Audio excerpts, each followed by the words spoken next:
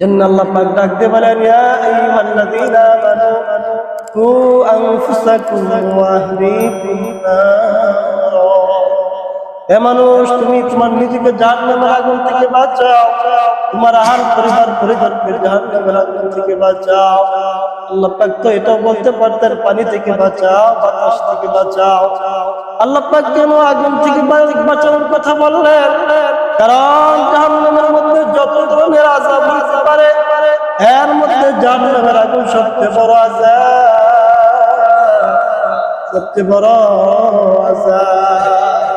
জাহান্নামীকে যখন জাহান্নামে ফেলা হবে, জাহান্নামী 70 বছরকে যখন জাহান্নামের মধ্যে ফেলা হবে, জাহান্নামের মধ্যে সে আল্লাহকে ডাকতে থাকবে, এ পরিমাণ খিদা লাগবে, সে মালিককে ডাকতে থাকবে। 1000 বছর পরে আল্লাহ পাক ডাকতে বলবে, এই বদবখত, তুমি আমাকে ডাকো কেন? সে বলবে, মালিক গো, আগুনে তো আমি সহ্য করতে পারতেছি না গো মালিক, তুমি আমাকে কোনো কিছু খাবার দাও। আল্লাহ পাক জাহান্নামের ফেরেশতাকে বলবে, ফেরেশতা, আমি আমার নেককার বান্দাদেরকে নিয়ে ব্যস্ত। দুনিয়াতে যারা জিকির আজকার করত, হারামের ঘুমকে আরাম করে দিয়ে ফজরের নামাজ পড়ত, এই মাওলাকে সব সময় স্মরণ করত, আমি ওই সমস্ত বান্দাদেরকে নিয়ে ব্যস্ত আছি। বলো কি বলবা? এ আজমের ফেরেশতা, তুমি তাকে খাবার দাও। আলহামদুলিল্লাহ, আলহামদুলিল্লাহ নাহমাদুহু ওয়া নাস্তাঈনুহু ওয়া নাস্তাগফিরুহ, نعوذ بالله من شرور أنفسنا ومن سيئات أعمالنا،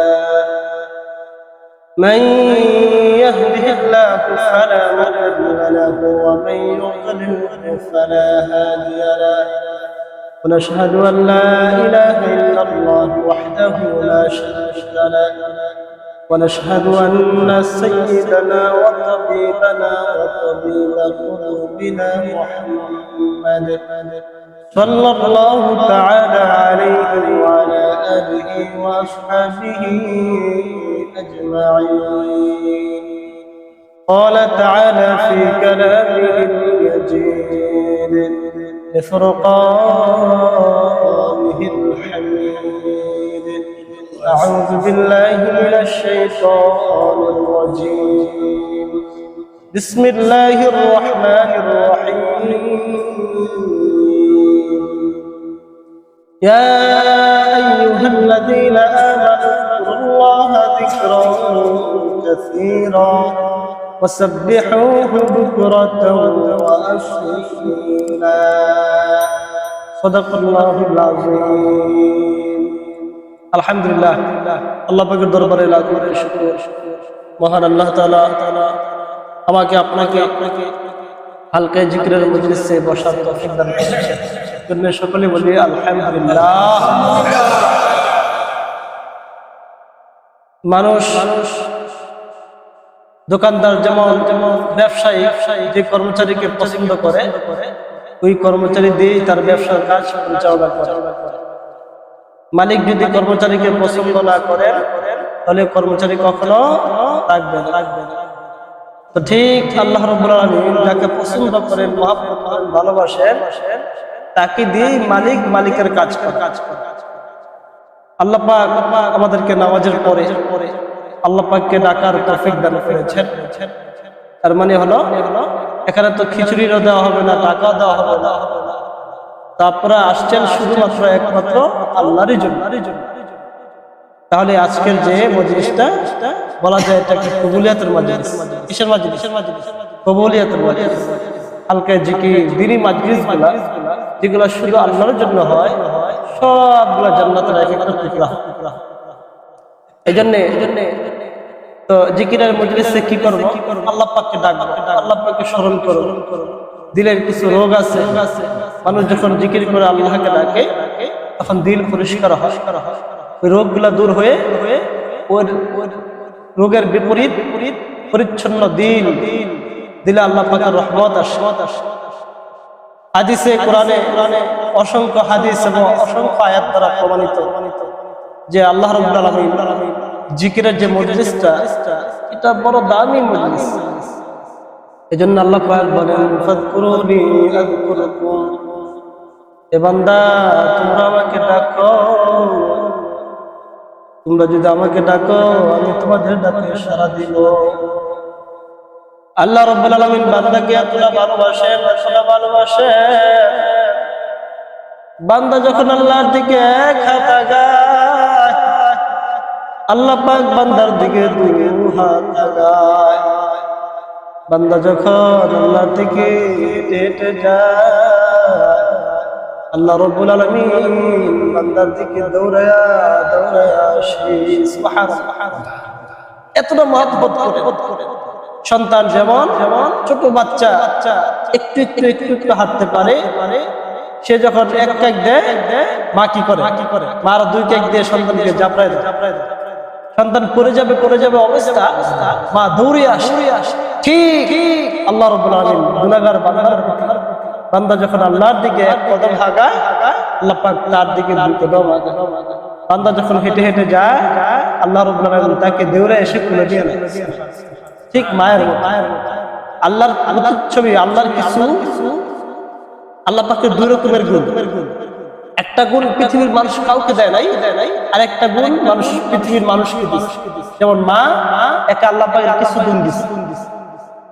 আল্লাহ পাক মায়ের দিকে তাকালে আল্লাহ পাকের ভালোবাসাটা বুঝে। একটা মহিলা যার অন্তরের ভিতরে 100 ভাগের 1 ভাগ মায়া সারা পৃথিবীর কুল কায়নাতের মাখলুকের মধ্যে আল্লাহ পাক বন্টন করেছে। এই এক ফোঁটা এক মানে কি বলবো আর কি, জাররা পরিমাণ আমার মা পেয়ে আমাকে এত মহব্বত করে, আপনার মা পেয়ে আপনাকে এত মহব্বত, আরো তো 99টা ভাগ মহব্বত ভালোবাসা সম্পূর্ণ আল্লাহ রেখেছে এই মানুষগুলোকে ক্ষমা করে দেওয়ার জন্য। এই জন্য বান্দা যখন আল্লাহর দিকে আসে আল্লাহ পাক বান্দাকে ক্ষমা করে দেয়। এক ইতিহাসে আছে, এক ব্যক্তি 80 বছর পর্যন্ত সনাম মূর্তির পূজা করত। আমরা কোন দোকানদার তার কর্মচারীকে একটা হুকুম, দুইটা হুকুম, 3 বারের মাথায় তাকে বিদায় করে দেয়। এমনই ভাবে দোকানদার থেকে নিয়ে কর্মচারী মালিকের 1 বার না 2 বার না 3 বার অমান্য করে মালিক তখন তাকে বিদায় করে দেয়।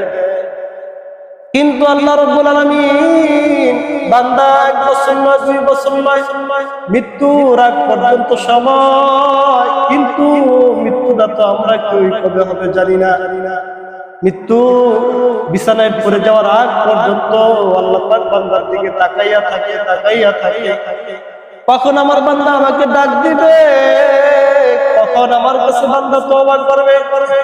এজন্য আল্লাহ পাক লা সিনাতু ওয়ালা নাওম, এ মাটির মানুষ তুমি কালো হও, দলা হও, লম্বা হও, খাটো হও, তোমাকে আমাকে আল্লাহ পাক ক্ষমা করে দেওয়ার জন্য আল্লাহ পাক লা সিনা, আল্লাহ পাক তন্দ্র যায় না, আল্লাহ পাক ঘুমায় না।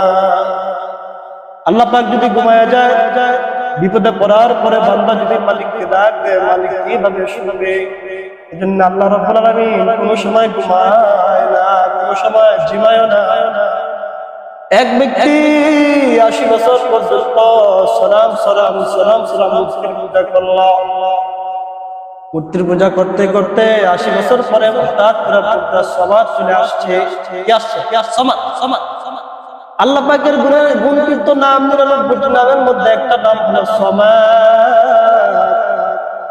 সনাম না বলে ওই ব্যক্তি সমাজ বলে বলছে আল্লাহ রাখতে আছে।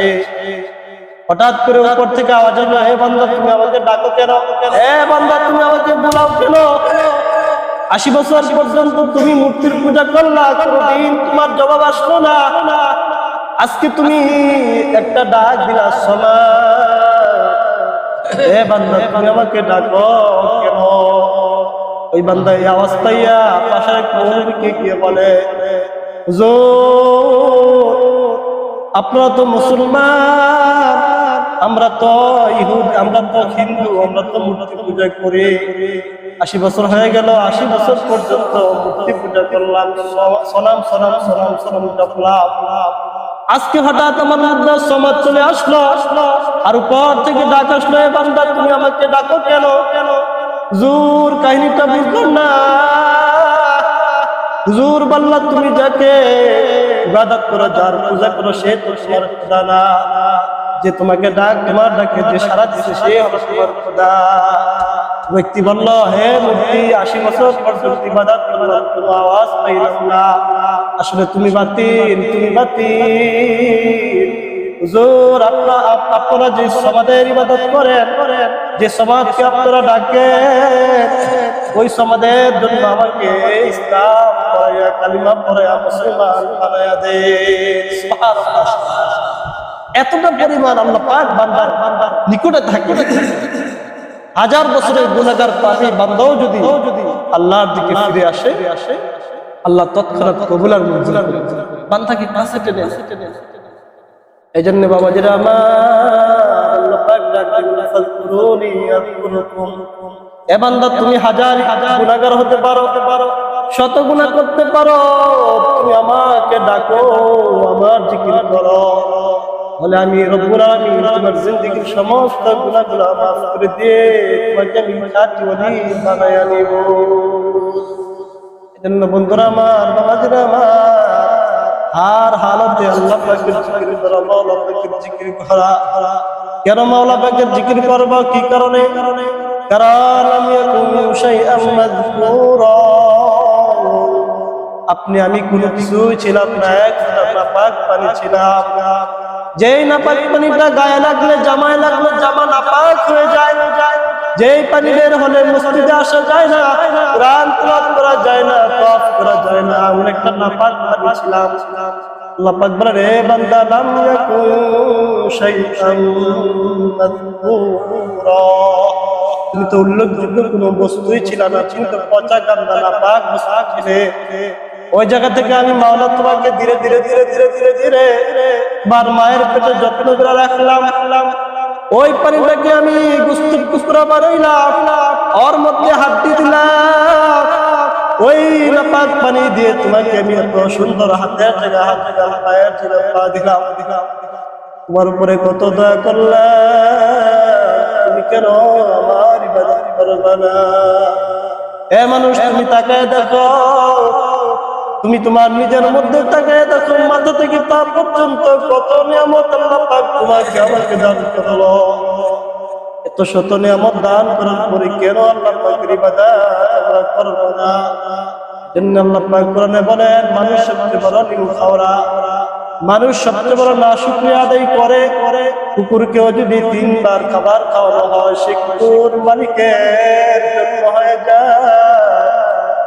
বিড়ালকেও যদি 2-1 বার ভাত খাওয়ানো হয়, বিড়ালটা 1000 বার মারলেও বিড়াল ঘর থেকে বের হয় না।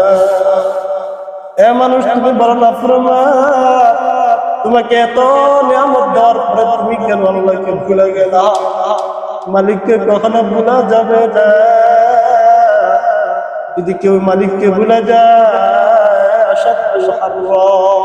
ওই ব্যক্তিকে আল্লাহ পাক জাহান্নামের আগুন দিয়ে জ্বালাইবে, জাহান্নামের আগুন দিয়ে জ্বালাইবে। দুনিয়ার আগুন থেকে 70 গুণ বেশি জাহান্নামের আগুন দেয়। দুনিয়ার মানুষ একটা চিন্তা করে দেখো না,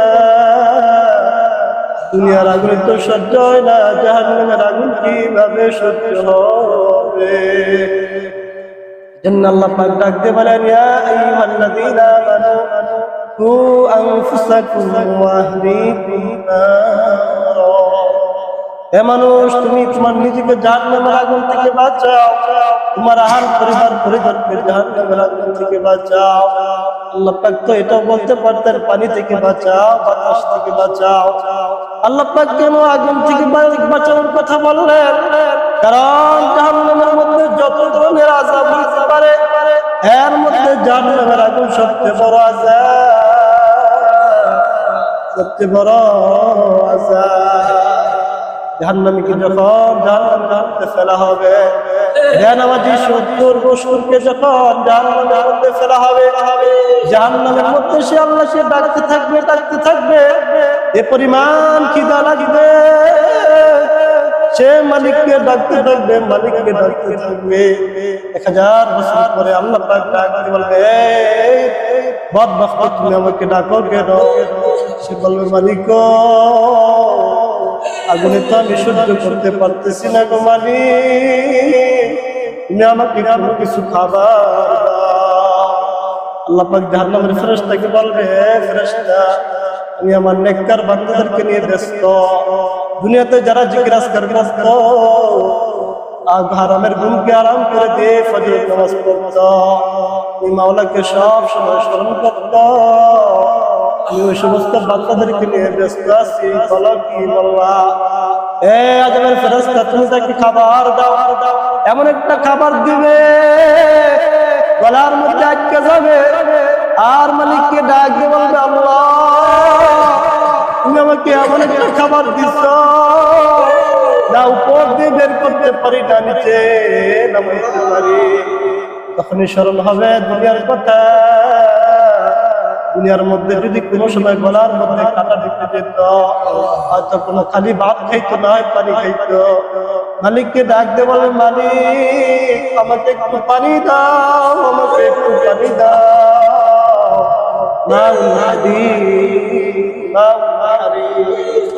আল্লাহ পাক ফেরেশতাকে বলবে, ফেরেশতা নে নাফরমান বান্দাকে পানি দিয়ে দাও, এমন পানি দিবে, এমন পানি দিবে, পানি খাওয়ার পরে ওই যে কাঁটাটা, ওই যে ফলটা, ওই ফলটা গলা দিয়ে নামবে, এমন বিষাক্ত পানি এবং খাবারের কারণে এর নিচের রাস্তা দিয়ে নারী বুড়ি সব কিছু বের হয়ে যাবে। আল্লাহ, কঠিন আযাব, এত কঠিন আযাব। মানুষ বুঝা সুজা কবরে যায়ও, কিছু সামানা নিয়া কবরে যায়ও, নয় কিন্তু কবর। এই জন্য মাওলা পাককে সব সময় স্মরণ রাখা। তুমি এই পৃথিবীর মানুষ, তোমরা একজনকে খুশি রাখো, পৃথিবীর সমস্ত মানুষ তোমাদের জন্য পাগল হয়ে যাবে। নারী গাড়ি দুনিয়ার সম্পদের পয়রা আল্লাহকে ভুলে যায় না। অতি সত্তর কবরের মধ্যে বিপদ আছে, হাসরের মধ্যে বিপদ আছে, পুলসিরাতের বিপদ আছে। এজন্য একজনকে ভালোবাসে, পৃথিবীর সমস্ত মানুষ আপনার জন্য হয়ে যাবে। আর একজনকে ছেড়ে হাজার মানুষকে ভালোবাসবে, অচিরেই দুঃখ, অচিরেই বেদনা শুরু হবে। তখন মৃত্যু হওয়ার সাথে সাথে আপনার কষ্ট, দুঃখ শুরু হয়ে যাবে। যে দুঃখ পৃথিবীর কেউ শুনবে না, হাজার চিল্লাইলো আর শুনবে না। এই জন্য একজনের সাথে ভালোবাসা সৃষ্টি করে, একজনকে প্রেম করেন, একজনের সাথে লাভ করে, তাহলে অচিরেই শান্তি হবে, অচিরেই শান্তি, চিরেই শান্তি। এই জন্য ভালোবাসা কাকে? আল্লাহ রাব্বুল আলামিন। আল্লাহকে ভালোবাসা, আল্লাহর মহব্বত ভালোবাসা নিয়ে দুনিয়ার জমিনে চলতে হবে। জন্য এখন আমরা জিকির করবো, মাওলা পাকের জিকির করব। মুরাকাবার একটু বা 1 মিনিট মুরাকাবার একটু বয়ান করেন না।